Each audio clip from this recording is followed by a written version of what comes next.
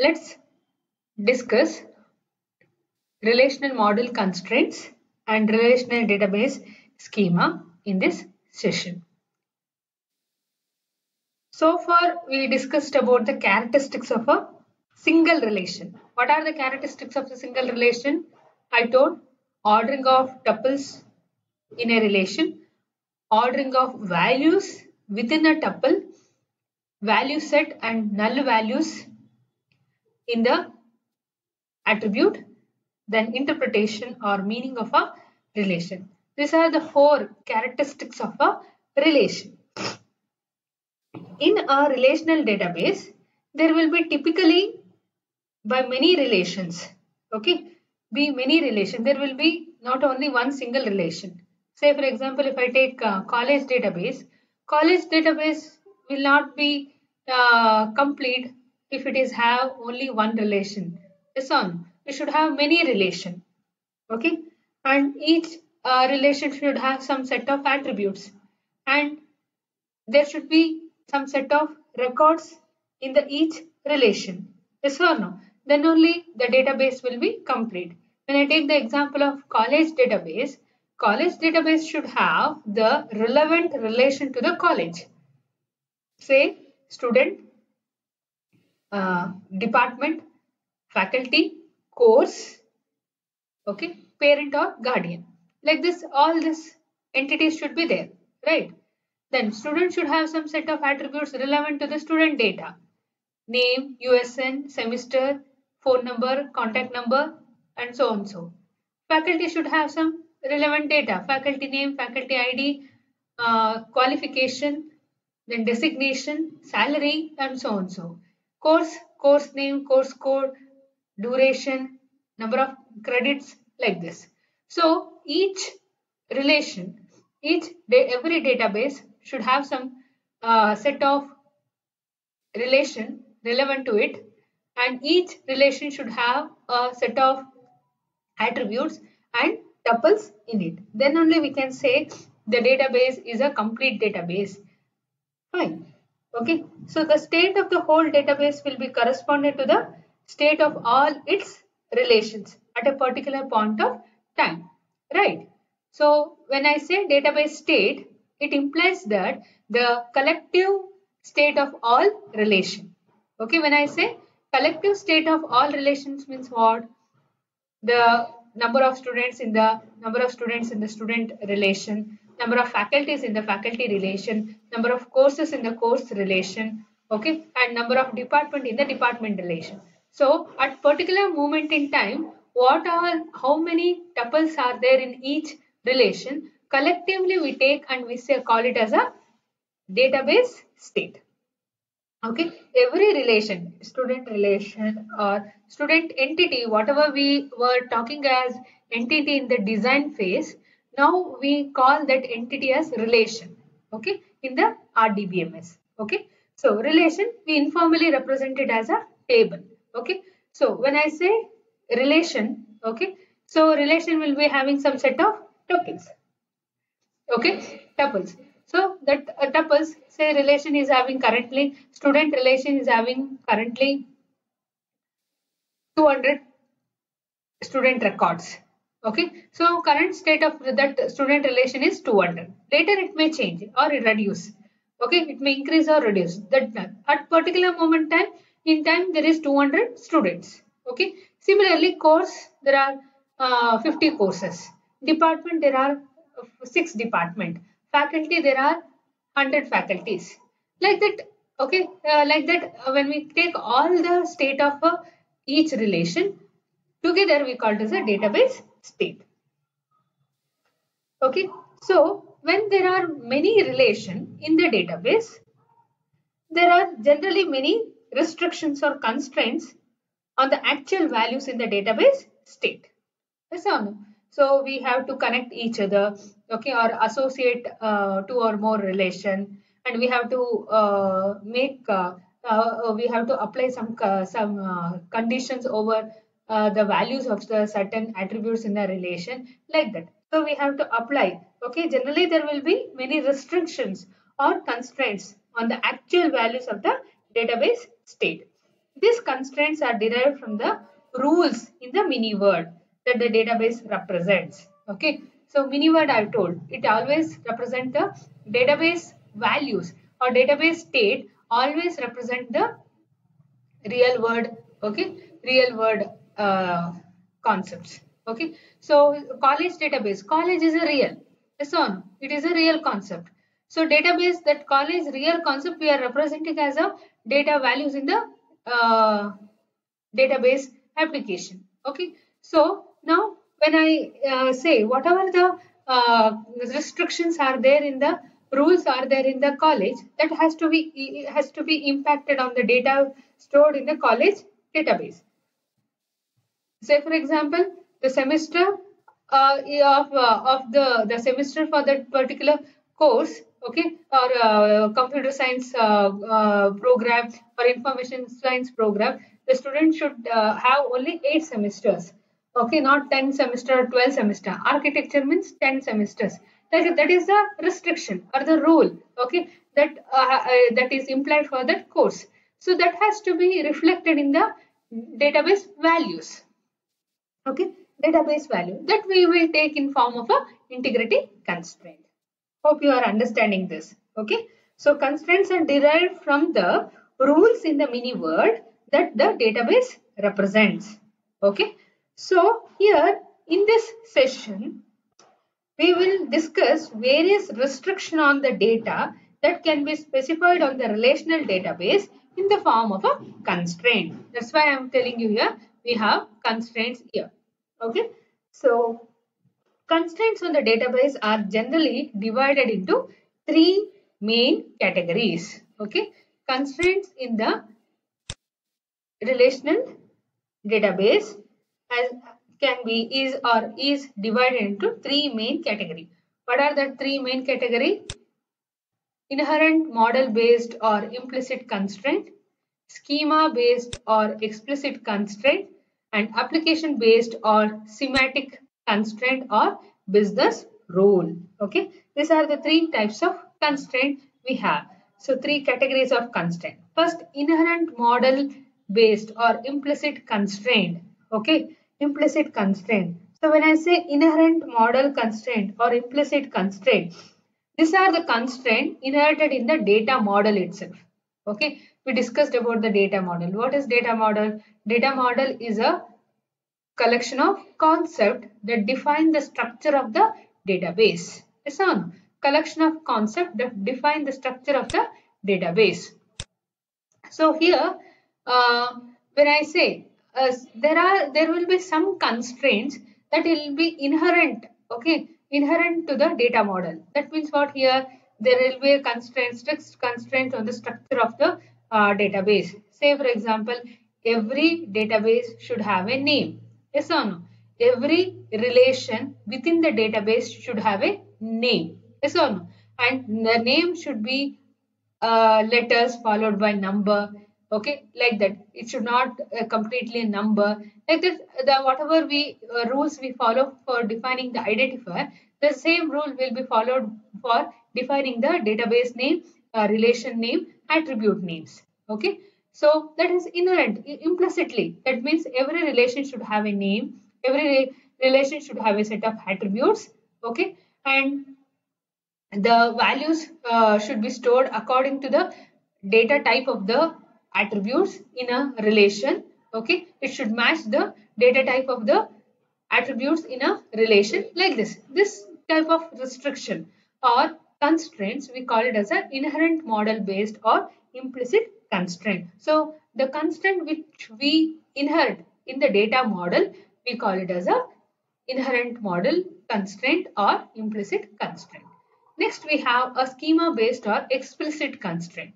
Schema-based or explicit constraint. Okay, that constraints can be directly expressed in schema of the data model using DDL statements. Okay, DDL statements. We tell no create table, table name. Okay, then attribute names followed by data type.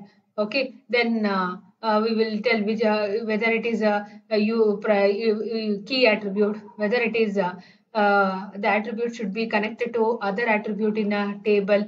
Like that, we will be having different constraint that will be applying on the schema. Okay, that we will be applying on the schema, that we called as a schema based constraint, that we will discuss in detail now. So application based or semantic constraint. Application based or semantic constraint means there will be some constraint which we cannot enforce it directly on the by using the DDL statements. Okay, we cannot enforce the constraint using the DDL statements. It is not at the conceptual level. Sometimes we have to apply some constraint using the application program. Okay, so constraint that cannot be directly expressed in the schema of the data model. Okay, and hence must be expressed and enforced by the application program or in some other way. That type of constraint we call it as the application based constraint or the semantic constraint or business rule. Say for example, I can say that USN number, VTU USN number. What is the format of VTU USN number? College region code, college code, year of admission, then department or branch, then followed by 3 digits number. Yes or no? Say for example 1, that is region code, AY college code, then 18 year of admission, CS branch, and 001 is the number. Yes or no? 1AY 18 CS 001. So this is a format for this.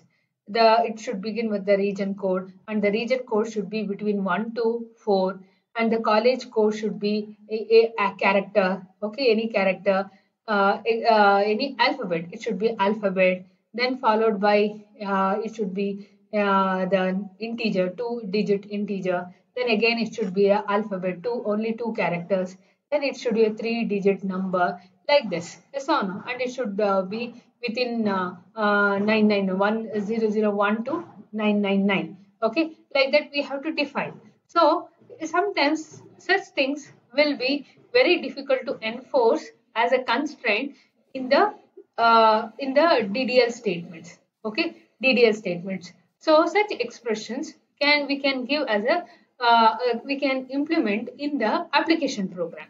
Okay, so we will be having regular expression to express this. Okay, so we will be having a regular expression. Using the regular expression, we can represent. Okay, this is the format for the USN. Okay, so that is application level constraint. That means we are telling some of the rules or some of the restriction through the application, not directly through the DDL statements. Okay, schema structure of DDL statements. We are applying the constraints through the application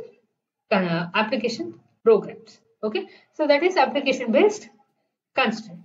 So here we will be discussing more on schema based constraint.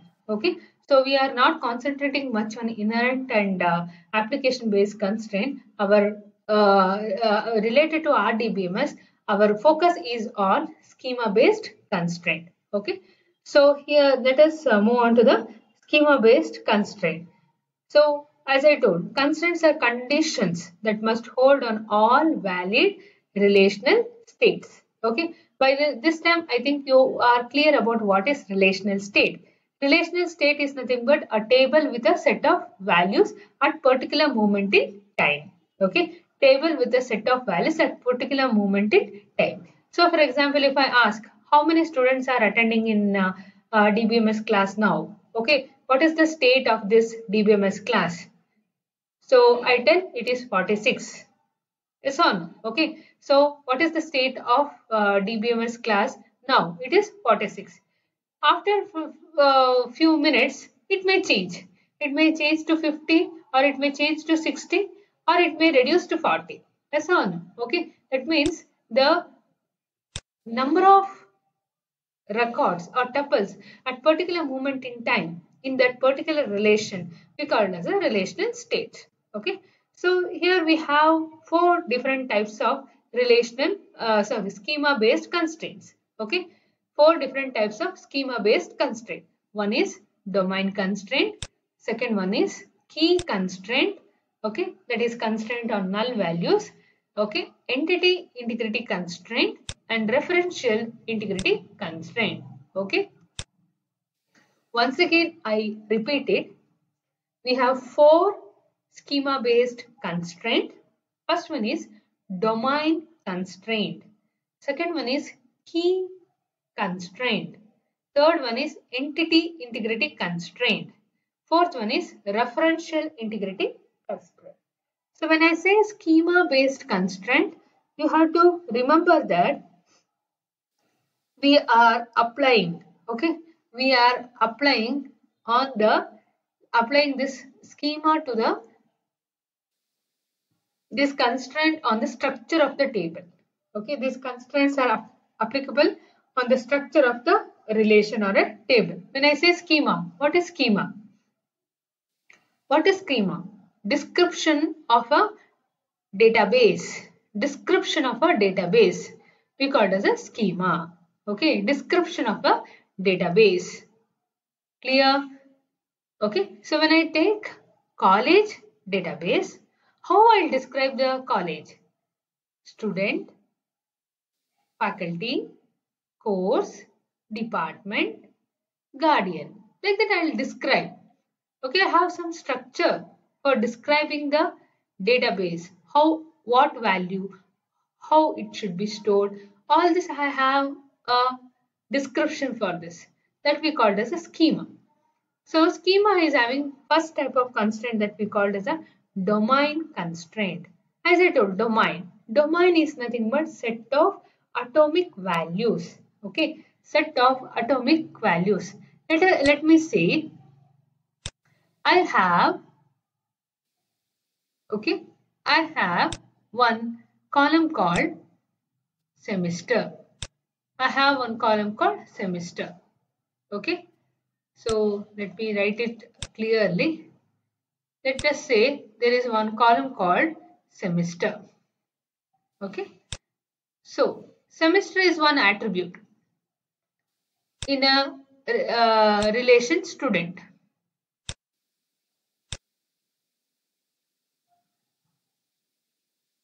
Okay, there is a student relation. So one attribute is the semester. Clear? So now I just put the value 175.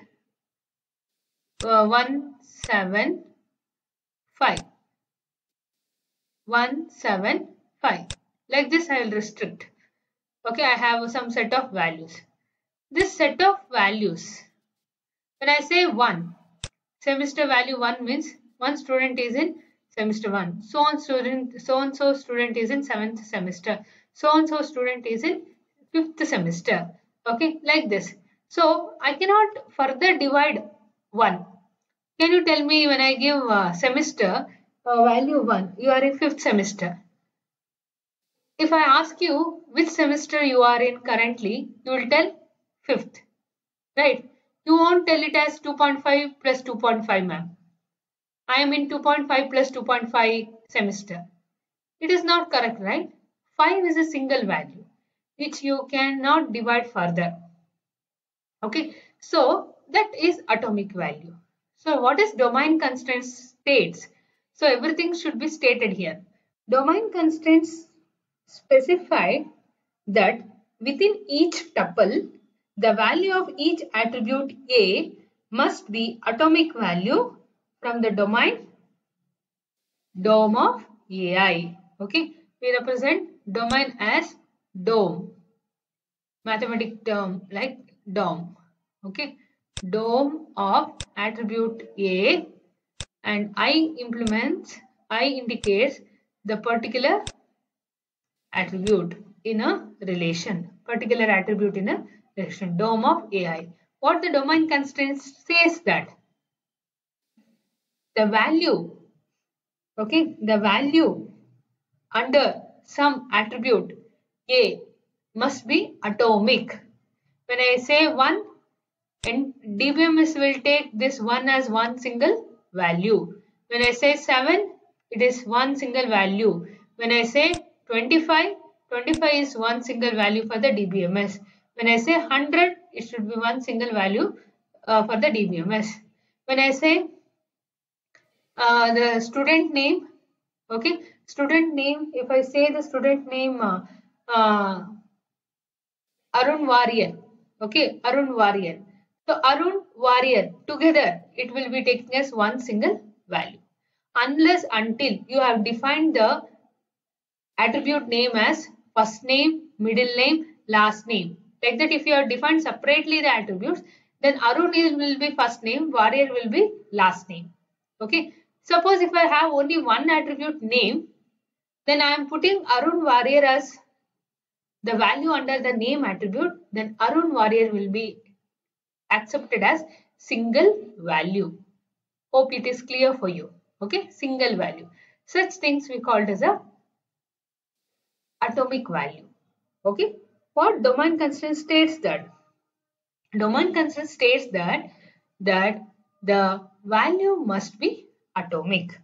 So how you put, how you enforce the domain constraints in the database, okay, on the relation. How you enforce the domain constraints on the relation? By using a data type, okay, by using a data type and sometimes using a check constraint. We can use the check constraint, okay. So the data type associated with domains typically include standard numeric data types for integers, real numbers, characters, booleans, fixed length string, variable length string. When I say fixed length string, it is char, right? Whenever it is a variable length string, it is varchar. Okay. So if you want other type of data types, we have date, timestamp, okay, like this. So here domains can also be described by the subrange, okay, subrange of values from the data types or as an enumerated data types in which all possible values are explicitly listed. So I can say, okay, I can explicitly define the values for the domain, okay. I can explicitly describe the subrange values for the domain. So say like semester I can explicitly give the values one value between 1 to 8 or 1 comma 2 comma 3 comma 4 comma 5 comma 6 comma 7 comma 8, like this I can represent, okay. The domain constraint can also be done like that. Hope it is clear for you, okay. So what the domain constraint states? Domain constraint state only this much. What is that? The value must be atomic. Attribute value must be atomic. That is the main restriction on the domain. Okay. How we represent the domain constraint? Using the data type. Okay. And by using a range of values. Okay. Next, we have another type of constraint called key constraint. These are the constraints which we apply on attributes. Key constraints. So what is key constraints? Key constraints are nothing but, okay, key constraint says that we know that key constraint, whenever I say key attribute, okay, key attribute, it is nothing but the attribute having no null values. Yes or no? No null values. Okay. No duplicate values. That we call it as a key constraint. So we all know that in relational model, a relation is defined as a set of tuples. Relation will be having a set of tuples. Each tuple is distinct in nature. Each tuple is distinct in nature. Yes or no? Okay. It should be distinct in nature. Clear? It should be distinct in nature. That means when I say, if I represent the tuple ti, okay, there is one tuple called let us say t1 and another tuple called t2, okay, t2. So in a relation, we have to make sure that t1 is not equal to t2. That means what? No two tuples should be same. That is the main restriction, okay, on the relation. That the restriction we called as a key constraint. No two tuples must be same. No two tuples must be same. Okay. So at least by one attribute value, the tuple should differ from other tuple. Okay. Say when I take faculty table will have the set of attributes like faculty ID, faculty name, designation, qualification, okay, salary. So the name can be two or more faculty can have same name, Sudarshan, Sudarshan, Sudarshan. Same name. The two faculty can have same designation. The two or more faculty can have same salary, same designation, right? So how this faculty will be identified from different, okay, identified as different from each other. That means by using a faculty ID. So no. So what key constraint says that the tuples in a relation must be distinct. Okay, must be distinct. That means no two tuples should be same entirely. At least by one attribute value, it must be differing. Okay, so here we have some of the key concepts. Okay, let me see here. Yeah, key constraint. So you can see here, as a relation is defined as a set of tuples, thus no two tuples can have same combination of values for all their attribute. It will be clear for you, I think. No two tuples can have the same combination of values for all their attributes. Okay, that we represent using a T1 of Sk is not equal to T1 of Sk. So Sk, I and j are nothing but here tuple 1 and tuple 2. I and j are nothing but two tuples. Okay, so at least these two tuples should not be same. Okay, means each tuple should not be same. They should be at least different from one attribute. So this it is called as uniqueness constraint, that no two distinct tuple in R can have same values for Sk. Sk means here we called as a super key. Okay, super key. So what is this super key? Okay, super key. Sk means here, please remember, super key. So to define super key, first I will tell you what is key. Okay, by this time you will be understanding what is key. A key is nothing but key is an attribute. Yes or no? Key is an attribute. Key can be a single attribute or key can be a combination of attribute. Okay, which have the uniqueness property. Okay, key is a attribute with a uniqueness property. Clear? Okay, now what is super key? So super key is nothing but a set of attributes which is having the uniqueness property, which includes key as a subset. Okay, which includes key as a subset. Say for example, now I have, let us take this simple one example. I have a student relation. I just write it as S. Okay, name, USN. Okay, date of birth, name, USN, date of birth, email ID. Okay, email ID. Hope it is clear for you. There is a student relation with name, USN, date of birth, email ID. Now, which is the key attribute in this? Which is the key attribute in this? The USN will be the key attribute. Yes or no? USN will be the key attribute. Now, I say USN is the key attribute because all the USN values will be distinct in nature. What is super key?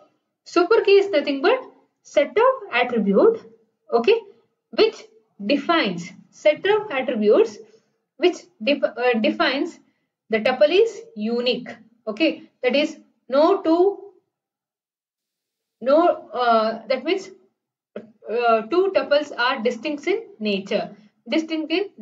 So super key means it includes the key. This we that time when we include this key in the super key, we call it as a minimal key.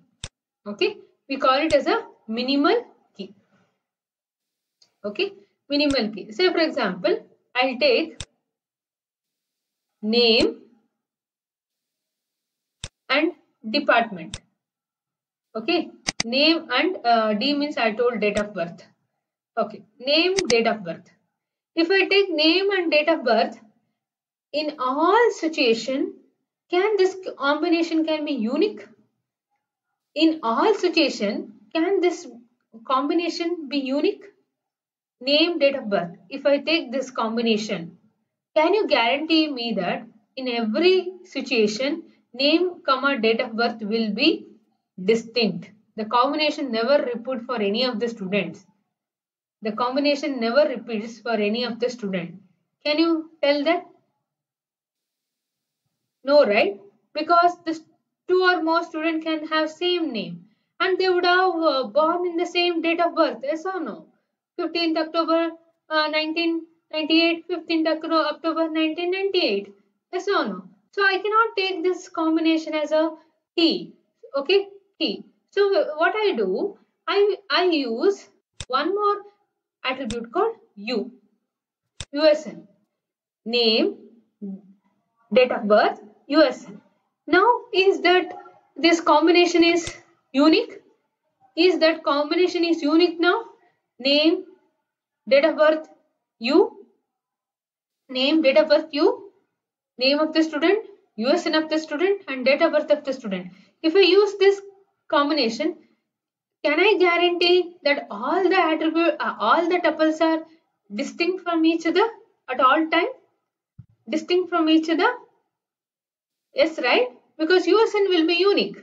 So here we call this U as a minimal key. Okay, U as a minimal key. So the collection of attribute including the minimal key we called as a super key. Okay, collection of attribute including the minimal key we call it as super key where T1 of Sk is not equal to T2 of Sk. Okay, where T1 of Sk or Ti of Sk is not equal to Tj of Sk. So this combination, name, USN, date of birth, all this combination together I called as a super key which includes a minimal key called U. What is minimal key? The key itself. Okay, key itself. So here if I remove, it will be having any again that it is not it will lose its key constraint. Okay, so this is about the super key. Now one more key you should remember, candidate key, very important. Okay, candidate key.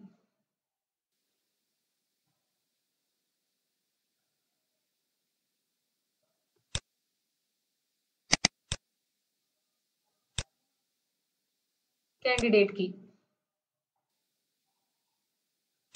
Okay, candidate key. Yeah, we have here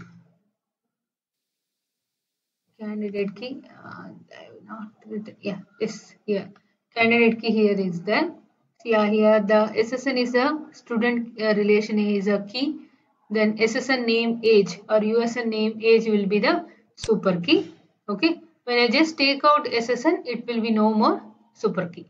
Okay. Any key is a super key. Any key is a super key, but vice versa is not correct. Any set of attribute that includes a key is a super key. A minimal super key is also a key. Okay. So let me tell you about candidate key. Okay, candidate key. So please remember, the concept candidate key is used only in the design phase. Okay, the candidate key is used only in the design phase. Okay, design phase. But when we come to the implementation phase, the candidate key, okay, will be converted as a primary key. The candidate key will be converted as a primary key. So what is this candidate key? Let us take an example of a department. So in the department, suppose there are attributes like department number, department name. Okay, department number, department name. So can you tell me, department number will be always unique? Yes, right. Every department will be having a unique department number. And department name, any two department will have same name? No chance. Every department will be having a unique name. Yes or no? Now, and every department will be having a number. Every department will be having a name. Yes or no? So, both the department name as well as the department number, both are having the characteristics like not null and unique. Yes or no? Not null and unique. So in the design phase, the database designer, they will identify, okay, they will identify department number as one candidate key and department name as another candidate key. Okay, department number as one candidate key, department name as another candidate key. Hope is it clear for you? In the design phase, okay, they tell, okay, department number and department name both are unique and not null values. Okay, both have unique and not null values. So they will choose, okay, they will choose both department number as one candidate key and department name as another candidate key. So this we called as a candidate key. What is candidate key? In a relation, there can be more than one attribute which is having the uniqueness property that we called as a candidate key. Okay, in a design phase. When I come to the implementation phase, there is only one seat for the key attribute. Okay, there is only one seat for the key attribute. So here there are database designers and designers have given two candidates. Okay, two key candidates. So one among the key candidates have to select. Okay, I have to select as a key attribute in the implementation phase. That is nothing but the primary key. Say for example, okay, we have two candidates for one seat in Infosys. Okay, one seat in Infosys. Or say for example, in Acharya, it's a computer science department. There is one seat in the computer science department. Okay, two students are eligible, equally eligible. Two students are eligible, but only available seat is one. Okay, so anyone should be chosen. Okay, anyone should be chosen.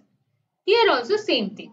So to fill the place of primary key in the implementation phase, either I should choose the department number and another I should choose a department name. Either any of this I should choose, department number or department name. Okay, that time I will be putting the condition. Okay, which will be easier one to accept. Okay, access fast. So numbers will be easier short, right, than the name. Computer science and engineering, information science and engineering, electronics and electrical engineering, like that. Instead of that, I prefer number. Okay, D01, D02, D03, like that. Yes or no? So I feel department number will be more easier to access. Okay, so department number I take it as a, okay, department number I take it as a primary key, and I'll keep department name as a secondary key. Hope you understood. Candidate key, okay, candidate key is at the design level. Primary key is the implementation level. One among the candidate key will be selected as a primary key. This is about the key constraint. Okay. In next class, we continue with the next types of constraint.